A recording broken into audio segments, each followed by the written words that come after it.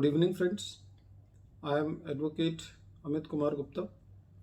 अपने income tax के cases की सीरीज़ में आज जो मैं केस आप लोगों के सामने डिस्कस करने जा रहा हूँ उस केस का नाम है Tatia skyline and health farms limited versus assistant commissioner of income tax.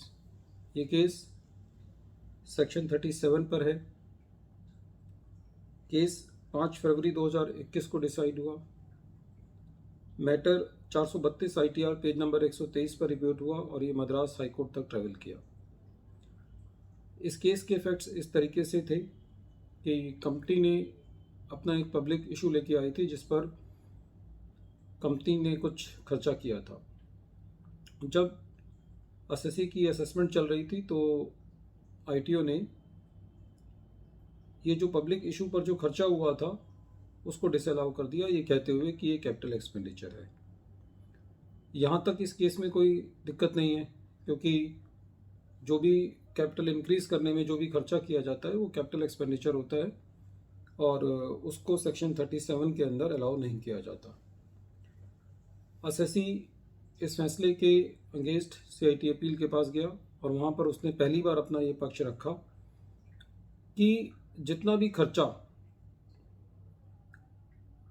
Issue expenses के अंदर इंक्लूड है उसके अंदर कुछ खर्चा मेंबरशिप ड्राइव का भी इंक्लूड है। पहली बात एसएससी ने ये बात जो है CIT अपील को कही। CIT अपील ने इस मैटर को देखा और ये पाया कि एसएससी की बात में वजन नहीं है और सारा का सारा खर्चा जो है वो कैपिटल एक्सपेंडिचर से रिलेटेड है और कैपिटल इशू से रिलेटेड है, शेयर्स के इशू से रिलेटेड है। और CIT अपील ने मैटर को एसएससी के फेवर में नहीं दिया और असेसिंग ऑफिसर के ऑर्डर को स्टेटस क्यू रखा। एसएससी ITAT के पास गया और ये कहा कि साहब इस मैटर के अंदर अभी और तथ्यों की जांच होनी बाकी है, इसीलिए एसएससी ने ये गुहार लगाई कि ये मैटर जो है वो ITO को रिमांड बैक कर दिया जाए। ITAT ने जब इस मैटर को देखा तो ये पाया कि असेसिंग ऑफिसर ने और CIT अपील ने अच्छे तरीके से जो इशू एक्सपेंसेस हैं उसको देखा है, सारे फैक्ट्स को देखा है और ये पाया कि इसके अंदर कोई भी मेंबरशिप ड्राइव का खर्चा नहीं है और यदि इस मैटर को रिमांड बैक किया जाएगा तो एसएससी जो है हो सकता है कि वो एविडेंसेस के साथ छेड़छाड़ करे और ये रेवेन्यू के हित में नहीं होगा और इससे खाली एसएससी जो है वो अपना टाइम परचेज करना चाहता है। और ITAT ने पाया कि ये केस जो है वो रिमांड बैक के लिए फिट नहीं है। रिमांड उसी केसेस में किया जाना चाहिए जहाँ पे असेसिंग ऑफिसर के लेवल पर जो फैक्ट्स हैं उनको पूरी तरीके से जांचा परछा नहीं गया है और ITAT को ऐसा लगता है कि ये असेसिंग ऑफिसर जो है वो ये काम बेहतर तरीके से कर सकता है क्योंकि असेसिंग ऑफिसर जो है वो इस काम में निपुण होता है और ITAT के पास इतना समय भी नहीं होता कि वो सारे फैक्ट्स की जांच जो है वो एक बहुत ही बेयर लेवल पे जाकर के करे। तो ITAT ने ये कहते हुए कि यदि इस केस में रिमांड किया गया तो ये रेवेन्यू के साथ जो है वो जस्टिस नहीं होगा और एसएससी जो है वो खाली अपने गैप्स को फिल करना चाहता है और ये कह के ITAT ने ये मैटर रिमांड बैक नहीं किया। ITAT के इस ऑर्डर के अगेंस्ट एसएससी जो है वो मद्रास हाई कोर्ट में गया और कोर्ट ने ये पाया कि जो ITAT का डिसीज़न है रिमांड बैक ना करने का वो जस्टिफाइड रीज़न है और उस ऑर्डर के साथ अब कोई और छेड़छाड़ की ज़रूरत नहीं है और एसएससी को की जो गुहार थी कि मेरा मैटर रिमांड बैक कर दिया जाए उसको मद्रास हाई कोर्ट ने भी खारिज कर दिया। फ्रेंड्स, रिमांड में जो है वो एक डिले टैक्टिस है। कई बार डिपार्टमेंट भी ऐसा करता है और कई बार एसएससी भी इस टेक्निक को अपनाने की कोशिश करता है। रिमांड का एक बेनिफिट तो ये होता है कि जब कभी भी मैटर रिमांड बैक हो जाता है EO की फाइल पे तो डिमांड जो है वो ज़ीरो हो जाती है।